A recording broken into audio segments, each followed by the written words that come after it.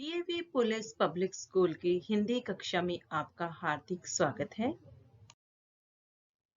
प्यारे बच्चों, आज हम श्री हरिशंकर परसाई द्वारा रचित प्रेमचंद के फटे जूते का अध्ययन करेंगे। हरिशंकर परसाई जी हिंदी के सर्वश्रेष्ठ व्यंग्यकार माने जाते हैं। परसाई जी का जन्म 1922 ईस्वी में मध्य प्रदेश के जमानी नामक गांव में हुआ। इनकी आरंभिक शिक्षा गांव की पाठशाला में हुई। परसाई जी ने विपरीत परिस्थितियों में भी हार नहीं मानी और वे लेखन कार्य करते रहे। हरिशंकर परसाई जी हिंदी के सर्वश्रेष्ठ व्यंग्यकार माने जाते हैं। इनका व्यंग्य केवल गुदगुदाने के लिए नहीं, अपितु समाज की बुराइयों पर करारी चोट करने के लिए है। इन्होंने समाज की बुरी प्रथाओं को इस प्रकार प्रस्तुत किया कि बुरा आदमी भी अपनी आदत बदलने के लिए मजबूर हुआ। इनका व्यंग्य बहुत पैना और प्रभावशाली रहा। इन्होंने प्रायः सामाजिक, राजनीतिक, साहित्यिक जीवन में फैले भ्रष्टाचार को अपना विषय बनाया। राजनीतिक छल कपट पर इन्होंने अति सशक्त रचनाएं लिखी। परसाई जी ने हिंदी के साहित्यकारों की दुर्दशा दिखाने के लिए प्रेमचंद के फटे जूते नामक व्यंग्य लिखा। इसमें एक ओर प्रेमचंद की संघर्षशीलता का वर्णन है तो दूसरी ओर उनकी फटेहाली का वर्णन है। जब से पाश्चात्य सभ्यता हमारे मध्य आई है तो हमारे खान पान में, रहन सहन में, वेशभूषा में काफी अंतर आ गया है। समाज के लोग दिखावे की प्रवृत्ति पर जीते हैं। इस पाठ के माध्यम से हरिशंकर परसाई जी हमें प्रेमचंद के माध्यम से बताना चाहते हैं कि जिस प्रकार प्रेमचंद की करनी और कथनी में कोई अंतर नहीं था, उसी प्रकार हमारे जीवन में भी वह अंतर नहीं होना चाहिए। प्रेमचंद ने अपना जीवन आर्थिक अभाव में व्यतीत किया, गरीबी में व्यतीत किया, परंतु अपने आदर्शों को कायम रखा। प्रेमचंद को युग प्रवर्तक और कलम का सिपाही माना जाता है, क्योंकि उन्होंने कलम के बल पर ही इस समाज के लोगों के दृष्टिकोण को परिवर्तित किया था। जो पुरानी मान्यता थी, परंपरा थी, उन पर करारी चोट की थी। उन्होंने समाज से बुराइयों का उन्मूलन किया था। भले ही उन्हें उन बुराइयों, उन संघर्षों के बदले समाज से धन वैभव नहीं मिल पाया, परंतु उन्होंने इस पाठ के माध्यम से भी उन लोगों पर करारा व्यंग किया है जो दिखावे की प्रवृत्ति पर जीते हैं, दिखावे के माध्यम से इस समाज में अपना स्थान कायम रखना चाहते हैं। इस पाठ में लेखक एक फोटो को दिखता है जो प्रेमचंद की है। लेखक की नजर मुंशी प्रेमचंद के जूतों पर अटक जाती है। उनके छेदों की पथरियां निकल आई थी, इसलिए वे जैसे तैसे बंधे हुए थे। बाएं पैर का जूता उंगलियों की दिशा से फटा हुआ था, उसमें एक उंगली दिखाई पड़ रही थी। इस बदहाली के कारण लेखक की नजर जूतों पर अटक गई। फटे जूते देखकर लेखक सोच में पड़ गया। वह सोचने लगा कि अगर फोटो खिंचाते समय प्रेमचंद की यह दुर्दशा है तो वास्तविक जीवन में उसका क्या हाल होगा। फिर मन में यह विचार आया कि इस व्यक्ति अर्थात प्रेमचंद की वास्तविकता और दिखावट में कोई अंतर नहीं है। इसकी करनी और कथनी में कोई अंतर नहीं है।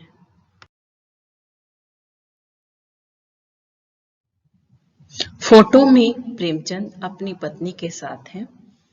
प्रेमचंद धोती कुर्ता पहने हुए हैं, सिर पर टोपी है, गालों की हड्डियां उभरी हुई है और पांव में कैनवस के जूते हैं। उसकी वेशभूषा देखकर लेखक अनुमान लगा लेता है कि प्रेमचंद अंदर और बाहर की अलग अलग पोशाकें रखने वाले इंसान नहीं है। लेखक सोचने लगा कि प्रेमचंद हमारे साहित्यिक पुरखे हैं, फिर भी उन्हें अपने फटे जूते का जरा सा भी एहसास नहीं है। उनके चेहरे पर बड़ी बेपरवाही और विश्वास है। फिर अचानक से लेखक की नजर प्रेमचंद के चेहरे पर पड़ती है। हैरानी की बात यह है कि फोटो में भी प्रेमचंद के चेहरे पर एक व्यंग भरी हंसी है। लेखक सोचता है कि प्रेमचंद ने फटे जूते में फोटो खिंचाने से मना क्यों नहीं किया। फिर लगा शायद पत्नी का आग्रह रहा होगा, पत्नी ने कहा होगा चलो एक फोटो खिंचा लेते हैं, और प्रेमचंद मान गए होंगे। उन्होंने अपनी पत्नी के साथ फोटो खिंचा ली होगी। लेखक प्रेमचंद के दुख को देखकर रोना चाहता है, परंतु उसकी व्यंग भरी हंसी और उसकी आंखों का दर्द उसे रोक देता है।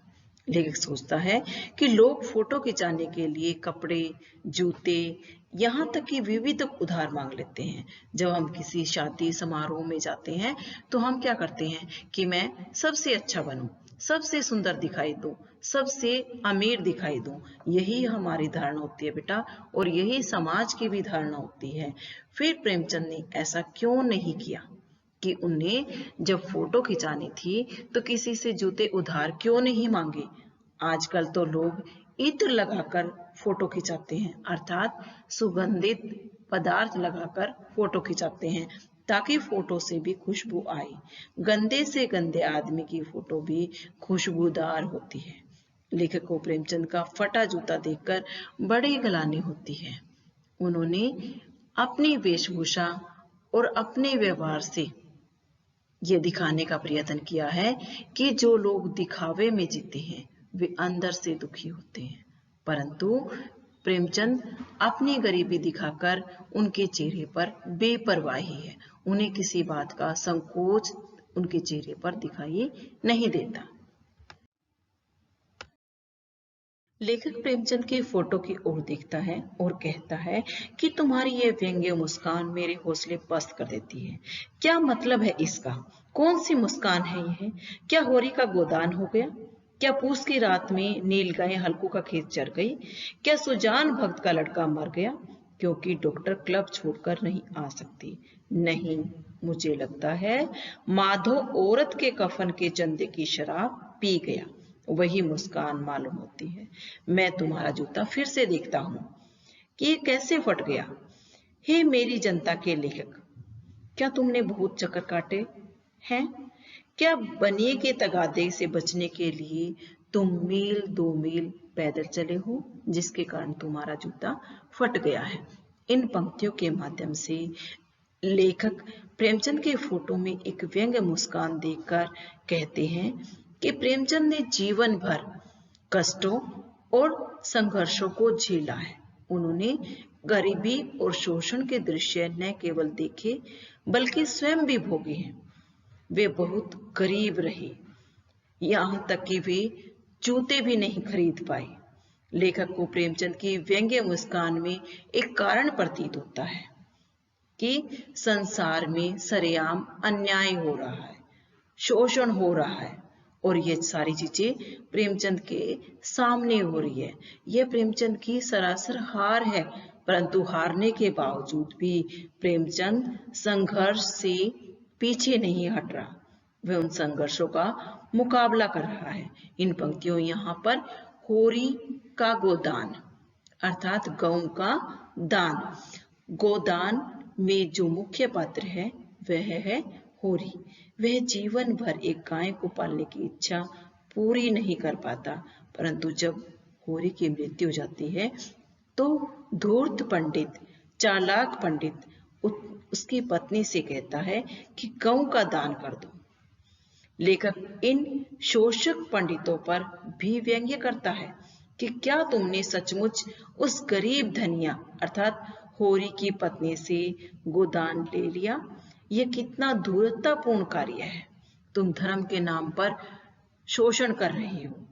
प्रेमचंद को यहाँ पर लेखक ने जनता का लेखक कहा क्योंकि प्रेमचंद जीवन भर आम जनता के दुख दर्द के बारे में लिखता रहा, उनकी तकलीफों को सभी के समक्ष दर्शाता रहा कि किसी तरह ये जनता भी अपने अधिकारों और अपने कर्तव्य के बारे में जागरूक बने। लेखक प्रेमचंद के बारे में बताते हुए कहते हैं, मुंशी प्रेमचंद जीवन में समझौते नहीं कर पाए, वे कुरीतियों से लड़ते रहे।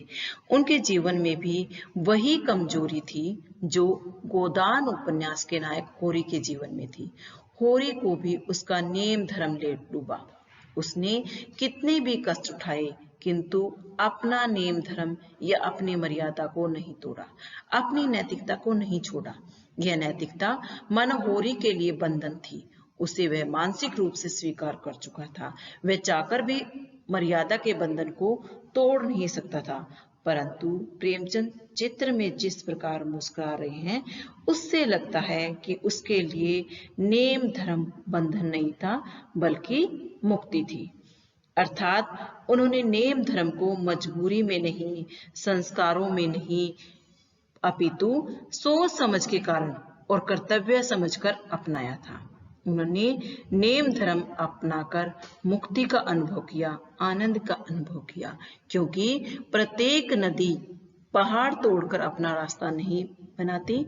कुछ नदियां पहाड़ के किनारे से गुजर जाती हैं और आगे बढ़ जाती हैं। इसी प्रकार लेखक यहाँ पर प्रेमचंद के लिए कहना चाहते हैं कि प्रत्येक साहित्यकार जो समाज में परिस्थितियां होती हैं, जो परंपरा होती हैं, बुरी प्रथाएं होती हैं, उनका मुकाबला नहीं करते, बल्कि अपना साहित्य रचते हैं और जीवन में प्रसिद्धि पाते हैं। परंतु प्रेमचंद ने ऐसा नहीं किया। उन्होंने जीवन में संघर्ष किया, समाज में कुरीतियों को खत्म करने का प्रयास किया, बुरी प्रथाओं को खत्म करने का प्रयास किया।